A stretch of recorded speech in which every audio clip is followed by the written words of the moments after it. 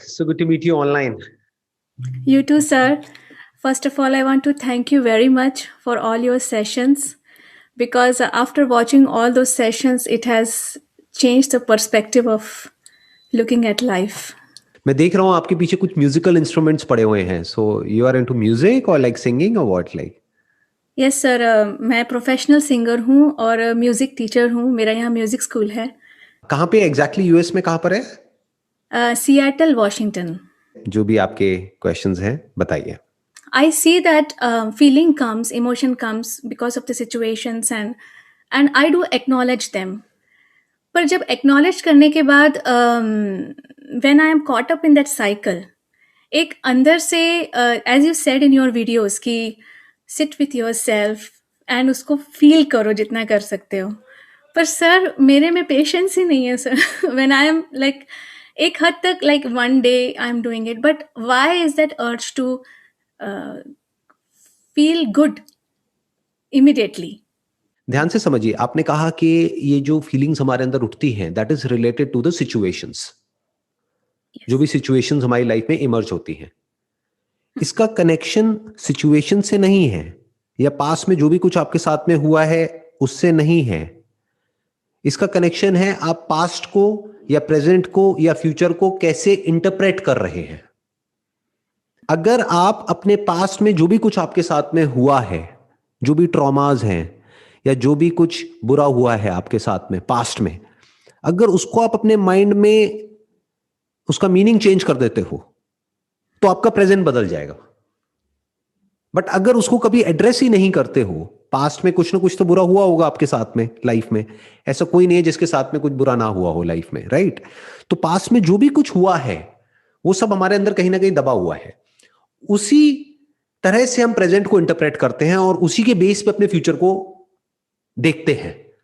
तो सबसे पहला स्टेप क्या है कि पास्ट को पूरी तरह से अपने माइंड में सॉर्ट आउट कर लो. जैसे जो स्ट्रेस होता है, एंजाइटी होती है या किसी भी तरह की टेंशन होती है हमारे माइंड के लेवल पे, उसकी जो जड़ होती है ना वो होता है कि हमारे आसपास में सब कुछ डिसऑर्गेनाइज्ड होता है. तो इसके दो स्टेप्स हो गए. एक कि अपना जो फिजिकल एनवायरनमेंट है जहां पर भी आप रह रहे हो, अपने घर को, अपना जो सामान रखा हुआ है, हर एक चीज को ऑर्गेनाइज कर दो. That is one.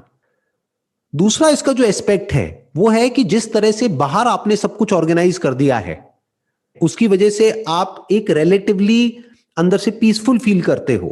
अगर इसी तरह से अंदर जो थॉट्स है, फीलिंग्स है, इमोशंस है, उसको आप अच्छे से ऑर्गेनाइज कर देते हो, उसको अच्छे से ऑर्डर में रखते हो, वहां पर कोई केओस नहीं है, तो ये जो फीलिंग्स है और इमोशंस है और जो भी थॉट्स हैं हमारे, वो एफर्टलेस हो जाते हैं, वो स्पॉन्टेनियस हो जाते हैं. वो बिल्कुल एक वेव की तरह होते हैं, आते हैं और चले जाते हैं, रुकते नहीं हैं.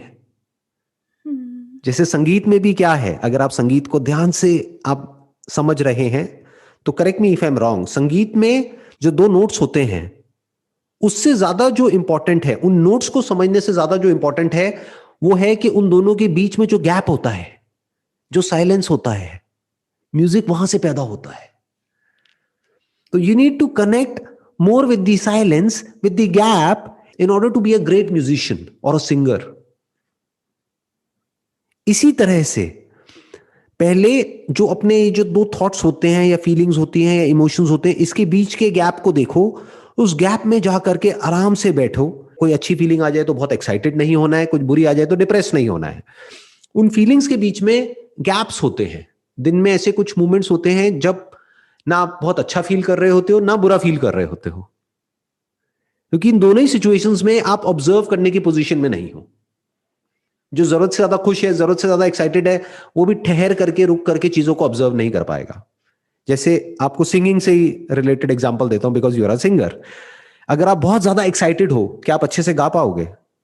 हाँ सर, ब्रेथ पे ही फर्क पड़ेगा, तो ब्रेथ इज राइट. एवरीथिंग.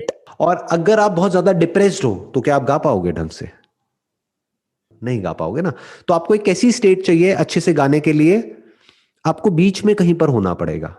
मतलब ना बहुत ज्यादा एक्साइटेड ना बहुत ज्यादा डिप्रेस्ड.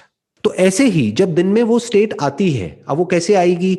हो सकता है आपने कोई बुक पढ़ी, हो सकता है मेरी कोई वीडियो देखी, हो सकता है मेडिटेशन करी, हो सकता है प्राणायाम किया, योगा किया, एक्सरसाइज करी, या हो सकता है अपना आपने रियाज किया, तो उसके बाद में कुछ देर के लिए सब कुछ ठहर जाता है।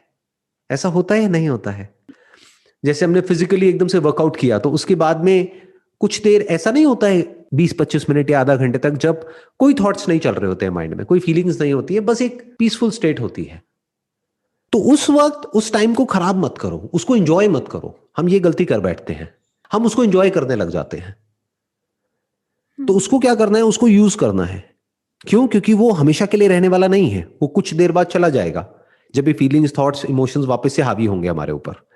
तो उस स्टेट में आपको क्या करना है, ये देखना है कि जो भी कुछ आपके साथ में लाइफ में हुआ है पास्ट में, या अभी जो कुछ हो रहा है, या फ्यूचर में जो भी कुछ होने वाला है, उसको आप किस तरह से इंटरप्रेट कर रहे हो, उसको आप क्या मीनिंग दे रहे हो। उस मीनिंग को बारीकी से चेंज कर दो।